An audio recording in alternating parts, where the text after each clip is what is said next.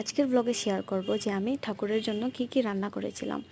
সর্বপ্রথমে এখানে দেখালাম যে আমার রান্নাঘরের অবস্থা খুবই খারাপ, রান্নাঘরের কাজ চলছিল, তাই অনেক দিন থেকে 1 উইকের উপরে হবে আমরা সব ভেজের যতগুলো রান্না ছিল সব বাইরে করছিলাম। দেখতে খুবই খারাপ ছিল জানি বারান্দাটা, তারপরও শেয়ার করেছি।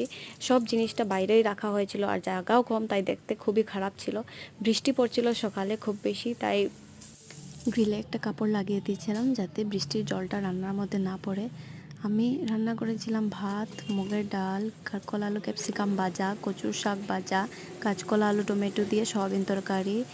আমি সব নিজে একাই রান্না করেছিলাম, কারণ আমার রান্না করতে খুবই ভালো লাগে। আর মাকে বলেছিলাম আজকে শুধু সব রান্না আমি একাই করব, তুমি শুধু ঠাকুরের ভোগটা দিয়ে দাও। এটা বলে আমার মাকেও একটু ফ্রি দিয়েছিলাম, যাতে আমার মা সবসময় বিজি থাকে, তাই আমি চেয়েছিলাম আজকে আমার মা একটু ফ্রি থাক আর আমারও রান্না করতে ভালো লাগে, তাই আমি করে নেব সব।